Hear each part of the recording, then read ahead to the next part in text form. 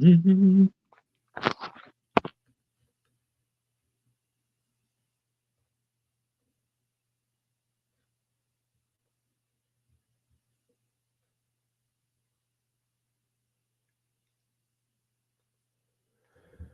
good morning. It's Saturday.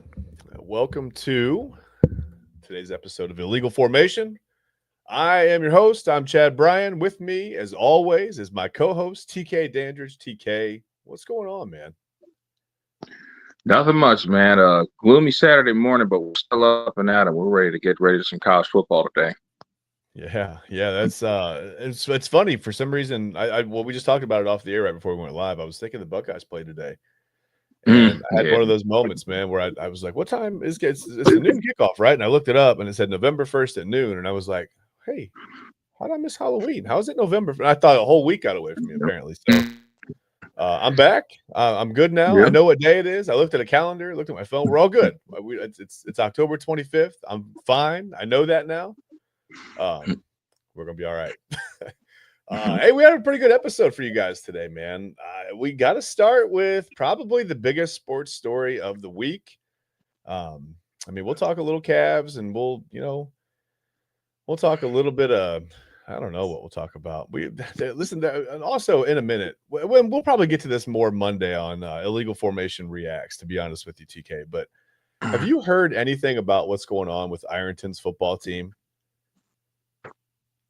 No, I really haven't heard much about them at all. My knowledge of them is very vague. Let me know something. Well, they're a Division 5 program. I believe they're a Division 5 The program. Division 5 program. Ohio, obviously, high school football. And I've been reading a little bit this week that it sounded like they were in a little bit of a mess for illegal recruiting, but I don't think that that's what happened. It sounds more now like possibly someone from a rival school may have turned them in, and I got to put the air quotes "turn them in" because I don't know that they did anything really improper. There's a young man who his family moved into the district, into the Ironton School District. They're building a home, they're building a church there, they're doing some things, whatever. A legal, proper move into the district. How he got hooked up with Ironton, I have no idea, TK. I don't know that. But I mean, really, as long as you're doing everything by the book and you've got an address listed in the school district, then I mean, you can whatever, right? It doesn't matter. So someone thinks that maybe a member of a rival school or someone representing a rival school, maybe someone who doesn't want to meet him in the playoffs, might have turned him in for improper recruiting or impermissible, whatever you want to call it. So the OHSAA has pretty much leveled their season. I mean, they're done. They've got players suspended. They've got players that haven't played for half the season. Seniors that are missing their whole, half of their high school. Well, I shouldn't say whole, but half of their high school senior year in football. I mean, you're only a high school senior once. Exactly. Unless you can do some things. You can maybe have your senior year twice, but you really only get to play football once. Is my point. You get to be a high school football player once. You play for 4 years, if you're lucky. And most guys play for 2, maybe 3. And Ironton has some senior, and this is a great football program. They went 15-1 last year, won a state title. So they're consistent contenders. And some people, it sounds like maybe some people just can't deal with that or couldn't deal with it or whatever. Turned them in for something that maybe they weren't doing. Maybe they were. I have no idea. And we'll get a little more information as it comes out. But I mean, the player's family filed a temporary restraining order against the OHSAA, trying to get the kid reinstated so he could play. Now their season's done. I mean, they don't get the chance to play in the playoffs because of this, and it's really going to be a shame if we find out, weeks or months or even years. Sometimes these things can last a really long time, right? If we find out down the line that they truly didn't do anything wrong, and these guys lost, their half of their season of football for absolutely no reason. And I'm sure there's more to the story that'll come out. Like I said, we'll talk a little more about it on Monday night on Illegal Formation Reacts. Hopefully have a little bit more information then. But if not, it's just something that we'll keep an eye on as we go, and we'll talk about it. What were you gonna say? I'm sorry. Yeah, to be quite honest, it sounds like that's what has already taken place. I mean, there is no real accusations of cheating They didn't say anything about his grades not being up to stuff. He wasn't ineligible. Mhm. He's within the school district. I really don't see anything wrong with him playing for a different school. I understand rivals can be, a very, very testy thing to go over and talk about, but at the same time, if there's no real evidence of cheating, you don't have any high school NIL business going on of any sort, and this is just a kid moving to play to a different team, I don't really see what the problem is with that, especially with a football team that is already successful. I mean, you could say, you guys are loading the team, you guys are making competition a bit uneven, but at the same time, what is competition if you aren't striving to get better? That's something that I really need these Ohio high schools to get a little bit better at. Florida has gotten better with that. Texas has gotten better at that. I understand that these guys are still kids for the most part, but these are kids that are venturing into the realm of adulthood. And if we keep putting restrictions on things like this, such as a kid wanting to play for a different school, I really don't know what we're doing Yeah, I here. mean, It how happens many? all the time in college. So, Yeah, how many kids do you think, TK? I mean, I don't have the number on this, but how many kids do you think over the course of the last, I don't know, 6 months have moved to another district, have transferred schools, have taken advantage of open enrollment, have there's all kinds of legal and perfectly permissible routes to go, right. attend another high school, right? Um, Yeah. so do we suspend every single high school? I mean, everybody that has a See, kid from outside the see, district, do we suspend them for the playoffs? I mean, I just don't. see, exactly. It makes absolutely no sense. There's No. no reason to further dilute the pool of talent just because one school loses one kid that was, supposedly a great player on that team. Yeah. So things happen. Families go through situations. Probably mom or pop got a better job opportunity somewhere else, and they just needed Yeah. to make a switch. So these things happen. Life happens. Competition is always in the balance. It's never uh, a black and white type of thing. There's Yeah. just always something that's going to come up. There's always something that's going to be there. But if we're going to do this to every kid that decides to switch to school just because he's a top athlete, and your team supposedly got worse because of it, then I just don't know what we're doing here. We might as well not even play high school football. And listen, what if it is black and white? What if it's just as easy as, hey, this kid's family knows he's a good football player. They know that they've set their sights on this particular district because now we get to watch these teams play, right? They're online, they're streaming online. You if you have Spectrum, you get to watch the state final games, whatever. What if his family just became aware of this program and said, hey, I like the way they look. I like the way they handle their business. I like the way the coach does things. Let's move to that district. Let's move to that school district. I want, my kid wants to play there. We'd like our family to be involved with. I mean, what is there anything wrong with that? I mean, Not at all. Not at all. If his grades are right, and if they're yeah. not blatantly cheating, there should be no issue. Meanwhile, we accuse teams like this of recruiting, but we turn our heads and we look away from, and I don't mean to point fingers, but we look away from the Mollers and the St. Ignatiuses and the St. Eds of the world who have always kind of been, brought up in and I mean, really, Glenville. yeah. I mean, that's another school too. And I listen. I mean, sometimes I think when you have a strong enough uh maybe what do I say, a program with enough tradition, um maybe you bring some of these things on yourself a little bit. Maybe you bring kids to the district because they just want to be a part of it. I mean, the Mollers of the world, like I said, Cincinnati Elders, St. Xavier, schools like that, they don't have to go out and find kids. I mean, kids want to come to these programs. They want the exposure, they want the coaching, they want the competition, they want they want to play under the bright lights. I mean, there's nothing wrong with this. I don't know. And you said rivalries get heated, but TK, we got to leave that on the field, right? Yeah, Yeah. absolutely.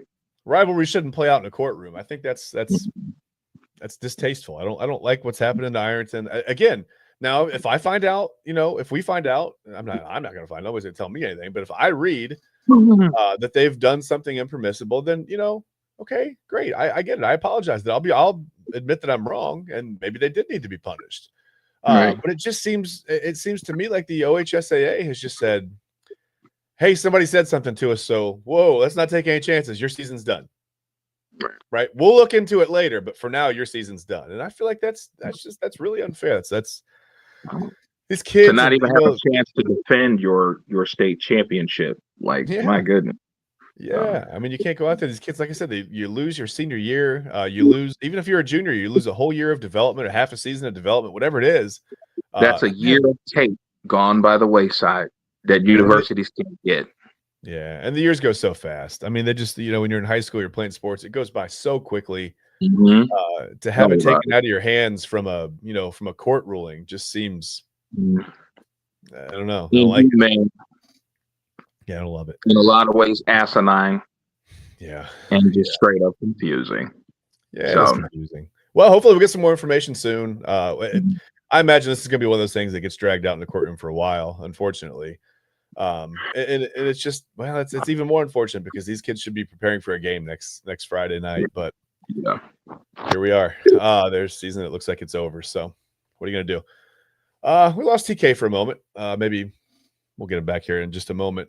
But I'm going to switch gears on you real quick. First of all, because we don't have TK. Oh, here he comes. He's back in. We'll get him back in here. Hey, welcome back, buddy. No, you're good.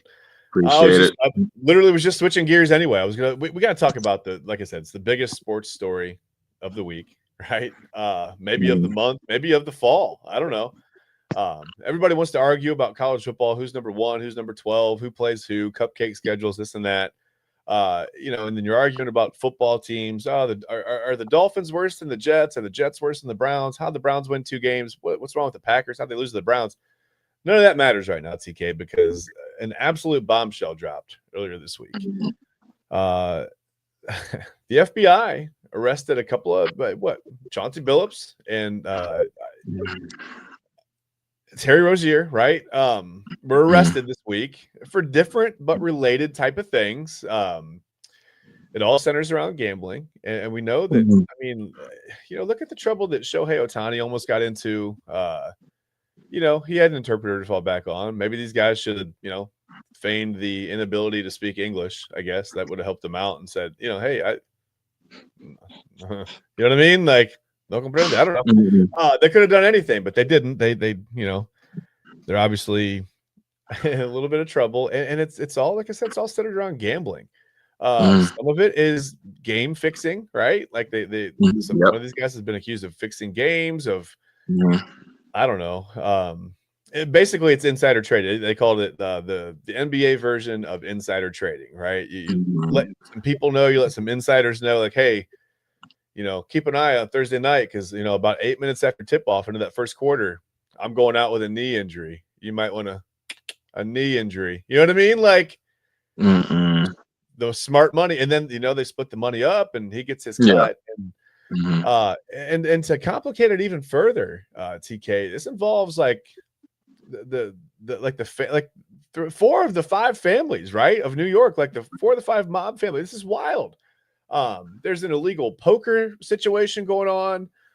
I mean, somebody pointed the finger at Tyronn Lue for being at he wasn't at the big table. He was at the kids' table playing, but he wasn't at the main table. They had Tyronn Lue over at the kids' table, which is there's some reason I thought it was hilarious that he wasn't at the main table. I just pictured Tyronn Lue over there, like, kicking his legs, not able to touch the ground or whatever, playing poker at the kids' table. But I mean, this whole situation is a mess. I'm trying to read through. I'm trying to make any sense of it. It sounds like there was some intimidation involved, maybe some violence, some armed robbery here and there.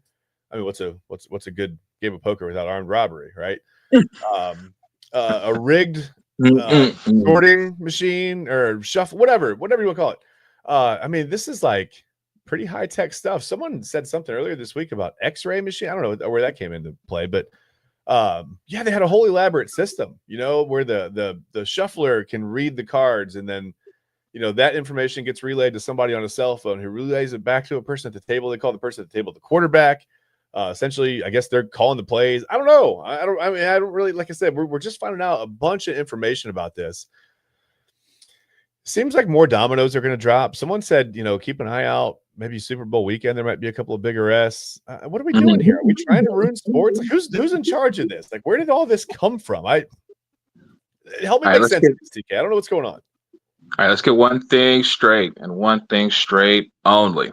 Well, maybe not only, but this is going to be the most important thing that we get straight. Professional sports have been ruined since the late 70s. Okay.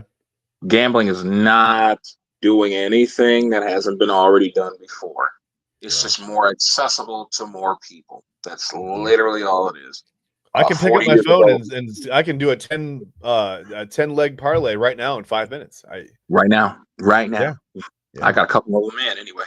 Anyway, you used to have to know a guy, right? Yeah, exactly. But listen, when we start to put the damper on gambling is when we have Hall of Fame players, highly paid athletes getting into these schemes outside of the sport. Now, I understand this is their money. You can be as frugal or irresponsible with it as you please, but at the same time, when we are rigging these events, when we are purposely and visibly cheating for these events to go the way that they expect them to go, and it's like you guys are already multi-millionaires as it is.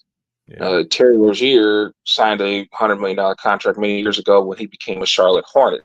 Chauncey Billups is a 15, 16-year NBA veteran who was the head coach of the Portland Trailblazers. Y'all can go ahead and fire him now because Portland looked great last night during the debut of Thiago Splitter. As blessing in disguise, maybe for them. I don't know. Yeah. Hey, listen, you go ahead and get rid of him now. You don't need it. This is not necessarily a rebuilding year for the Portland Trailblazers, but a culture-setting year for sure. Obviously, getting guys like Drew Holiday would definitely suggest that. And also with the draft pick of Hans Yang from China. So, yeah, you definitely want to get your culture reset, try to reset the mantra for that basketball team. And having a coach that's involved in illegal gambling rings definitely isn't going to help that. So yeah, go ahead and get rid of him now. But it's that part of it that puts a damper on professional sports. Not going to necessarily ruin it, but it does make it look bad when you already have multimillionaires looking for other ways to cash out easily. And it's like you guys aren't even really gambling. You guys are basically just robbing folks. Now that's when it becomes a problem. Just gambling, if we're doing the base level of gambling, like what you and I would probably do on a FanDuel or DraftKings or whatever you may have, that's fine. That's donating money. Okay, I never win. I would never win. I'm not good. It's donating money. Yeah, it's fine. This is goodwill, most of the time. So, it's for the economy. I'm $700 in the hole. So always, right? So, I mean, shit. But when we do our gambling, like we said, it is a donation. These guys are taking mass amounts of money, and you guys are already rich. So yeah, it makes it look horrible. It just makes it look awful. They're planting money seeds and growing money trees and picking the money leaves off the tree. I mean, it's insider trading. This is why Enron went down, right? I mean, this is the same thing. I mean, I don't know that the NBA is necessarily going to go down. But man, I don't know. Hey, listen, Big Red 1551 says, found you guys from the algorithm. Love you guys. Big Red, we love you too, man. We appreciate you watching. Thanks for being a part of this. Appreciate it, brother. Man, Big Red, I don't know. You weigh in on this. Do you think this is going to kill the NBA? A lot of people have just lost interest. I mean, does this hamper the betting industry at all? I mean, are there people who are a little bit hesitant to put bets in now because we don't know what these guys are going to do? I mean, does LeBron James really? Yeah, is he really suffering from sciatica, or is he told to suffer from sciatica? I mean, you've got to think about that part. Is there coercion here? Are these guys? Maybe they're not willing participants. You know what I mean? Like somebody with a little bit of connection shows up and says, "Hey, Chauncey Billups, this is what you're going to do." If you're Chauncey Billups, you're going to do it, right? Like you don't have a choice. I don't know. I mean, it's a whole mess. It's a complicated. It's just a complicated mess right now. It's really the only way I can describe it. Right.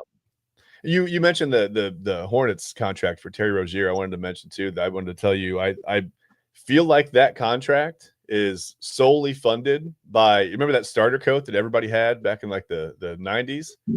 I'm Yeah, pretty sure. Yeah, I'm pretty sure that contract is funded with the legendary proceeds from that coat, windbreakers. man. Yeah, absolutely. I want one right now, man. I'm jealous. I don't have one. Yeah, yep. Maybe I can find a guy. Maybe that's not a good joke right now.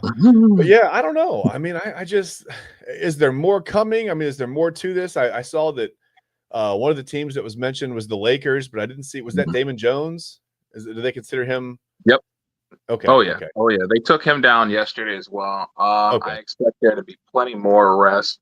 Yeah. Along with Billups, Rozier, and Damon Jones, I think there are about 30 more people that were arrested subsequently this week. I definitely expect there to be a lot more, Yeah. especially with all of the snitching that Gilbert Arenas has done.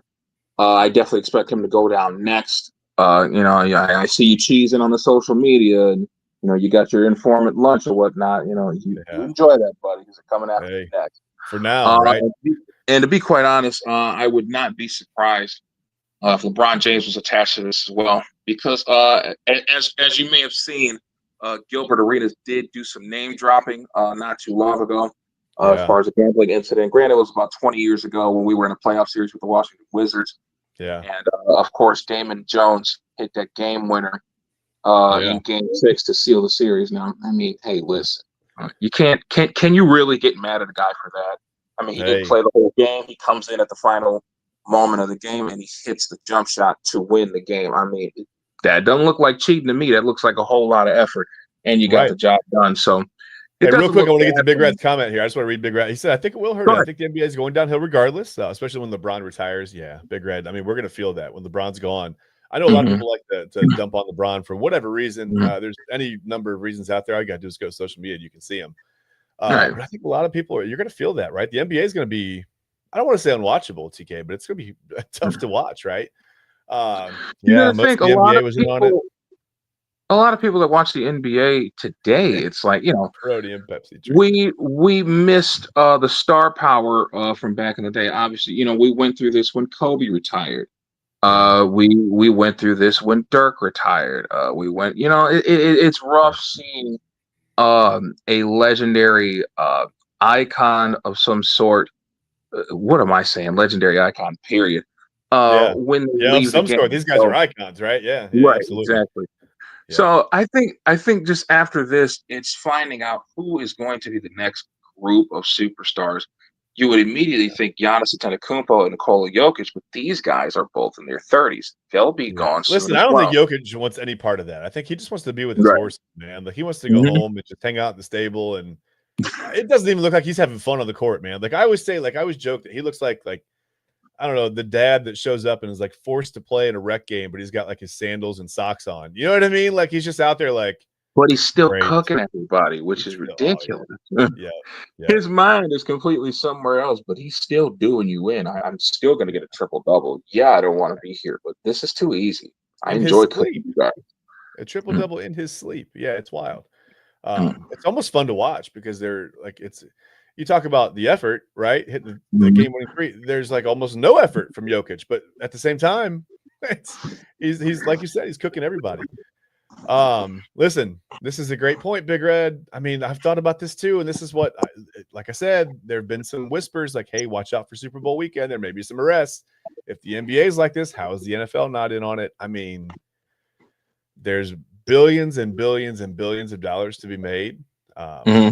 Where there are billions of dollars to be made, there are billions of dollars to be, maybe not so made on the not on the up and up, right? Like there's a way that you can make money where there's money that's maybe a little bit under the table or frowned upon. Not to mention that there are billions of crooks looking to cash in on it, so got to be aware of that as well. Absolutely. So yeah, this was a huge story. It's still developing. I mean, I don't think that we're going to see the end of this anytime soon. I think there's more coming. I don't know if more arrests are going to be coming soon or if it's an investigation over time, but it's wild that it spans 4 of the 5 families. The New York, the the famous like mafia families, and then all these guys in the NBA, Hall of Famers, like you said, guys you've heard of. It's not like the 11th guy on the bench. I mean, they're these are people with reach, and like you said, maybe LeBron James is. I don't know. Maybe it's coming. Maybe he's a part of this. I mean, who has? Listen, if you go to the NBA, right, and you're one of the guys, you're a guy from one of the four families, you want to go to somebody who has influence. Who has more influence than LeBron James in the NBA, right? Stephen Curry, but yeah, I get where you're coming from. Yeah, I don't know if Curry has more reach. I mean, I think LeBron's the guy, right? Like Curry's, he's got the accolades, but yeah, there you go. See, Big Red says it's amazing. I think this is just the beginning. Hey, thank you for thanking us. I appreciate that. Listen, Big Red, we love you, man. We appreciate it. Thanks for subscribing. Appreciate it, brother. Thank love you. to have you. Check out a lot of the other shows on the Inside Edge Network, Big Red. Too. I think you'd like a lot of the other shows, including ours tomorrow morning. We do if you can stomach it, it's the Cleveland Browns pregame show. But we'll talk about the rest of the NFL too, my man. So don't worry. We're not going to bore you with 2 hours of Cleveland Browns stuff. We'll take a break in the middle and go around the NFL a little bit. But Big Red, again, man, we appreciate you. I'm glad you found us. Really very much. So yeah, like I said, I don't think we've seen the end of it. I don't think we're even to the middle of it, TK. I think it's just the tip of the iceberg. Yeah, and it depends on which way the money goes, right? Does the money go to covering things up? Does the money go to opening this whole thing up? I mean, which way is it? Which way is it worms? Do we stop hearing about it? We don't know. We're gonna find out as time goes on. Rozier just placed his home on the market for collateral in regards to the situation. I don't know how true that was, but this definitely was what I heard on ESPN. And surprisingly, they were covering this on CNN too. So this is really big. So yeah, I mean, I've seen it on news networks. I've seen it on entertainment sites. I've seen it on everything, everywhere, radio, TV, everywhere. It's wild. I got a wiretap message about it. Yeah, I don't know. I just think that I don't know. It's like I said, we're not at the end of this at all. What else we got? We got no Buckeyes game today. Any matchups in college football you want to talk about, man, before we get out of here? I know we like to keep this episode, or we keep the show kind of short on Saturdays. Don't really know if this is a huge game or not, but it's one of the earlier games. UCLA and Indiana is one game that I'm definitely interested in. Yeah, UCLA is a contender. It's like, what happened? They're not. They've shown that they still have a spine and they still want to compete. They still want to make things happen. Obviously, getting into the 12-team playoff is out of the question, but at the same time, the season's still going on. They want to show people that, hey, we have a pulse. We have talented players. We have things that we can build around, and we pretty much probably could be dangerous next season. As far as the Indiana Hoosiers, who are still undefeated in a top 5 team in the country, this should be a moment where you continue to cement exactly how great of a football team you are. Obviously, with your Heisman candidate quarterback, Fernando Mendoza, they have a decent football team. I expect it to be a good game, but one that Indiana should control. They definitely should have their way in this one. But we'll see. Like I said, UCLA, they're fighting to show people, hey, we're still here. We still got something to fight for. Playing for pride is a real thing. Yeah, listen, I think you love to see it, right? It doesn't matter if it's your favorite team or not. I mean, I when a group of kids can come together through adversity like this, I mean, they started off absolutely horribly. I mean, they looked like one of the worst teams in the nation, and now all of a sudden they got some wins under their belt. Maybe the Penn State win doesn't look quite so impressive anymore. We know Penn State I don't really know what happened with Penn State. They crumbled. Obviously the Aller injury came at the tail end of that crumble. But Penn State completely fell apart. I mean, James Franklin's out of there. Drew Aller's done for the season. He's done for his college career. You got Ethan Grunkemeyer now at quarterback for Penn State. Ohio State plays them next week. Ohio State's a 17.5-point favorite the last time I looked. This was a team that was picked to win a national title. They were number 2 in the nation in the offseason and picked to – I mean, they were the favorite to win a national title. They had all this talent. This was James Franklin's year. This was finally the year he was going to win, the top 5, top 10, top 20, top 100 matchup, whatever.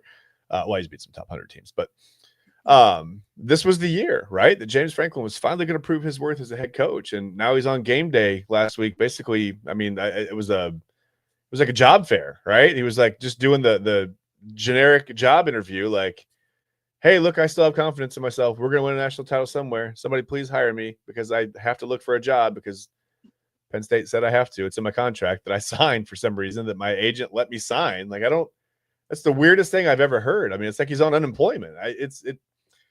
Whatever. It's a weird situation, TK.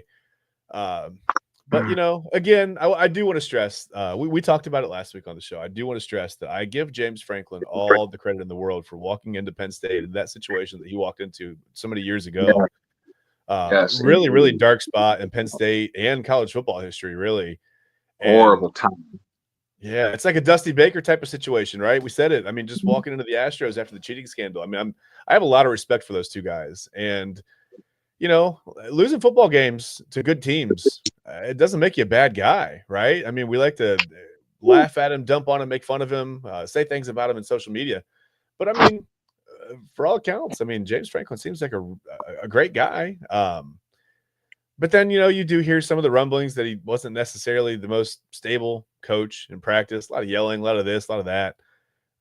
That's everywhere. That's everywhere. Yeah. A vast majority of head coaches, especially in football, are nutcases that just either haven't been properly diagnosed,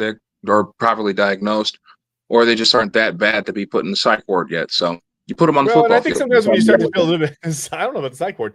I think sometimes when you feel a little bit of pressure, though, like when your job's on the line and it's very public, everything you do is very, very public nowadays. It's not. Yeah, everybody knows everything about you, and everything. Every little mistake you do is magnified, and so Think about the places where you used to get this from. It used to be the article in the Sunday paper after a loss, and that was it. Mm-hmm. Or people would call in local radio shows and talk about you. Now it's everywhere. Right. It's instant, right? If you're losing in the fourth quarter, everywhere, every day, every form, every anything, like it's just. It's like you can physically feel the weight of Twitter coming down on you as you're losing a game in the fourth quarter that you're supposed to win. That Twitter weight is something. Oh yeah, I mean that's a mental health killer. So yeah, listen, it's tough. People say, why do these guys get paid so much money? Well, listen, there's a reason. I mean, you got Ryan Day's family getting, supposedly threatened by Ohio State fans, and I'll put the air quotes up again because a real fan wouldn't do that. These are people that, again, maybe they're in the Chauncey Billups, Terry Rozier, maybe they're betting too much money on these games and, taking it a little bit too personally. You win some, you lose some. These are kids at the end of the day, TK. They have finals, they have midterms, they have classes that they're, trying to pass. They have degrees they're trying to get because at the end of the day, what about 1% of them go to the NFL? So, they have girlfriends that break up with them. They have all kinds of things going on that, the 18 to 22-year-olds, well, let's be honest, college football now, 18 to 26-year-olds have going on. We've extended that age into the mid-20s now for whatever reason. That's cool. Whatever. People get mad at guys. Shout out to Cameron McCormick.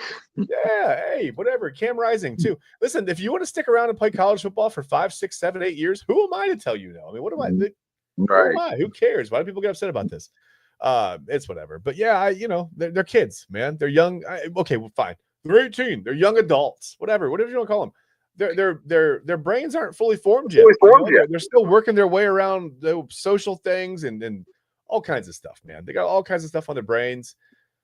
They come out and they don't have a good Saturday, man. Let's not hold them personally accountable. I mean, you can do that on the football field and practice, but that's for a coach to do. That's not for us to do, right? What are we going to hold these guys? They don't owe us anything. It's whatever. We watch the games. We should be entertained by the athleticism and I don't know, just respect the show. I agree with that. Yeah, I don't think it's worth dumping on a kid for losing a football game. It can't mean more to me than it does to them, right? Right. Whatever. Yeah, listen, man, I think we're gonna get out of here. Listen, do you have something else you want to talk about? Didn't you want to mention the Cavs won last night? Didn't you want to mention the Cavs? You know what? I was definitely thinking about that game. There were a number of things that bothered me in that game. I think late in the third quarter, I think we were up by as much as 22. And somehow, some way, Yager Dolman and others whittled into that lead and got it down to 1 somehow, which is crazy to think about. We were still able to pull out and win that game, but as good as it feels to win a game, especially after the tough loss to the Knicks, Our defense is worrying me. Our defense does not look good, No. especially with a team that possesses the reigning NBA Defensive Player of the Year. That kid has not looked locked down at all. But his offensive game is starting to come around. He's definitely hitting a lot of threes, handling the basketball a lot. That's a very welcoming sign. That's what we It's wanted to not see, something right? that We wanted to see that, yeah. yeah. Not something that is, mandatory, by any stretch of the imagination. But of course, with your number one point guard being out and Mhm. Lonzo Ball being slowly added to the rotation. By the way, he needs to start. He needs to start. I understand the shooting these past couple of games has been absolutely awful. Yeah. Son can deal. Yeah. Son can deal the basketball and run that offense exquisitely. That is something he's always been good at. I Yeah. want Lonzo Ball starting soon. I Okay. do appreciate the contributions from Sam Merrill. He was Mhm. excellent last night with 6 3-pointers. Donovan made 5 of his own. Yeah. So definitely big shout out to those guys. But yeah, I would just love to see the defense get a little better. Yeah. Obviously, the offense is coming around. We chuck a load of threes. It especially in the New York game, it just felt like we go on these stretches where we go 7 or 8 or even 9 possessions Yeah. shooting a 3-point field goal. It's like, my goodness, you guys don't like going to the hole anymore. What's going on? But Right. yeah, I just really want that defense to tighten up. I need more of a balanced offense. I don't need so much chucking. Yeah. Granted, it's Brooklyn. That could be written off as kind of a field day or a fun day or whatever you want to call it, because that team's Yeah. extremely young. They got a lot of young players on there. Young players that I like that are going to be great. You think of Ben Saraf, their top pick, Jaeger Doman, who was Mhm. solid last night. So I would just like more of a balance. Get more back to being a solid defensive unit, not just one player. Not going to Yeah. win too many games, giving up 120 plus points per game. So I'd like that area of the basketball to be tightened up, cleaned up, and perfected somehow. But it Yeah. was nice to get a win last night in New York. Yeah, I mean, this was a team that started off 15-0 last year, on the strength of that defense, and I think as they get guys back into the rotation, I think they'll become a little more comfortable and hopefully be able to defend the ball a little bit better. I'll be honest with you, I didn't see the game last night. I was, I called a high school football game. I was at, the Brunswick-Strongsville game. Strongsville won that game 24-7. That was a tight game. The final score didn't really doesn't reflect how close that was. That was a tight game all the way through. A lot of great plays. It was a really, really fun game, and I grateful to have been a part of that. That was a lot of fun for me. Um, that was a lot of fun. I couldn't even begin to start to like name everyone, but the Brunswick beat, uh, you know, their media program there at Brunswick is amazing. Jim Covey, their athletic director, Coach Cole Carter, their head coach, and Strongsville's head coach, Jason Trusnick. Quick impromptu, interview on the field. We didn't have anything planned. We just said, "Hey, coach, you want to talk to us?" And he ran over, and he was extremely gracious to take that time out Wait, right before wait. the game. Jason Trosnick is their head Ye- coach? Yeah, yeah, yeah, yeah, absolutely, Wow. absolutely. I didn't Yeah, know that. I didn't know that. Wow. yeah. He's been there for He 2 years. actually His stayed in second year now. Ohio after all those years. Wow. Oh yeah, yeah, Okay. yeah. All right. Mm, Fun fact, man, he went to Ohio Northern. I was at Ohio Northern about the same time. So we talked right. about that last night for a quick, just after the interview as well. We had a quick conversation about that. But yeah, like I said, appreciate him for being gracious enough, and Coach Carter, for coming down the field and doing an interview with us when, they were getting ready for a week 10 matchup, a big rivalry, the Battle of Boston Road there. But yeah, I don't know. It's just it was a lot of fun for me. I didn't really see any sports. I had to head to work immediately afterwards, so it was a photo finish. It was chaotic. It was a hectic night for me, but I had a lot of fun. Again, John Wasilko, just runs the Brunswick Beat program. I'm trying to think of everybody that I have to thank here, but again, it's just names are escaping me right now. But that was a ton of fun for me. I had a blast doing it. Um, I would love to do it again. I would love to do something like that again. That I could see that, being a part of my career one day. That was a lot of fun for me. So Yeah, I didn't catch the Cavs game last night, and I don't know that I would have anyway. So for some reason, the NBA regular season to me, until it really gets into the swing of things, like when you start to like talk about seeding but then it seems like all of a sudden it switches over to like, okay, well now the seeds are pretty much established. Like with the last 12 games of the season, they don't really mean anything anymore. Maybe one or two teams can, flip flop here, 6 to 7 seed, whatever, doesn't matter. I don't know that having home court advantage really is that big of a deal all through the playoffs in the NBA. I mean, you're going to have to go win a game on somebody's floor at some point, right? Like you got to win there at some point. So, I don't know. That's kind of where I am with the Cavs right now. But yeah, I think as they get guys back, that defense hopefully will get better because what they give up, it was 132, 121, right? Can't keep winning like that. You're going to have nights where you just can't shoot the ball. Yeah. And I think on those nights, you got to be able to win, 87, 84 or whatever. They were doing that last year. But now, yeah, a couple of high outputs from their opponents. And that does concern you a little bit. But, we're 2 games in. They're 1-1. So we'll see how it goes. I think that's it for us, TK. I think we're going to go on and get out of here, man. We've, as always, tomorrow we've got the Inside Edge Network, Cleveland Browns, and NFL pregame show. We've got a good one planned for you. We're going to talk about, well, listen, we're going to Foxborough, right? One of the best run defenses in the league, and that spells trouble for the Browns, right? Because they just figured out, hey, we need to run the ball, right, to be successful. TK, the Patriots haven't allowed a 50-yard rusher yet this season. They've allowed 50 yards. They give up about 77 yards per game, but they haven't allowed a single back to run for 50 yards. So Quinshon Judkins is going to have his work cut out for him tomorrow. That offensive line is going to have a whole problem with that interior defensive line of the Patriots. Those guys are huge. They're absolutely enormous. We'll talk about that tomorrow, though, on the pregame show. And by the way, one other wrinkle to this, Mike Vrabel, he may know this offense and defense better than any other opposing coach in the NFL. He was here as a consultant last year. And you kind of got the feeling that he knew he wasn't going to stay. It's like he was just there, maybe like, picking the ins and outs. Not that you need to pick the ins and outs to figure out how to beat the Browns. I mean, it's not that difficult. But, you kind of feel like maybe Vrabel, I think, is a good guy. He drums up these, like, revenge games, right? Like, it's not that, like, the Browns did him wrong or anything like that. But, Vrabel was here. He's a really competitive guy. I think he's going to want to stick it to the Browns a little bit tomorrow. So we'll see how that goes. And it's a little bit scary because the Patriots are starting. The Patriots are starting to hit their stride right now too. They're starting to figure some things out. We've talked about it. We kind of felt like they would. It just was a little bit of a slow burn for the first couple of weeks of the season, but now they're starting to get some things figured out. They're playing really well, and it's a little bit scary for a team that has 2 wins and not a whole lot of anything really going on for them other than the running game. And it's funny. We're fickle as fans. We talked for a couple of weeks about Dylan Gabriel and throwing the ball less, and now tomorrow we're probably going to need him to throw the ball more, and we're going to need him to throw the ball downfield. It can't be this little swing routes, and the Patriots are going to eat that up. You can't keep doing that. But like I said, we'll talk about that tomorrow on the Inside Edge Network, Cleveland Browns and NFL pregame show.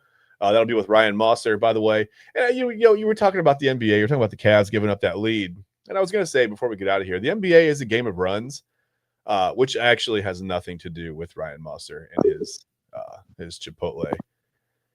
I hope he's watching the show. Anyway, that's all we got for you. Like I said, we'll see you tomorrow. This has been Illegal Formation. I'm Chad Bryan. My buddy TK Dandridge is joining me as always. We will see you tomorrow on the Inside Edge Network, Cleveland Browns and NFL pregame show. We'll be live at 11, so as close to 11 as possible. So join us for that. Do not miss it. It's going to be a fun one. We will see you there. All right, guys. Thanks.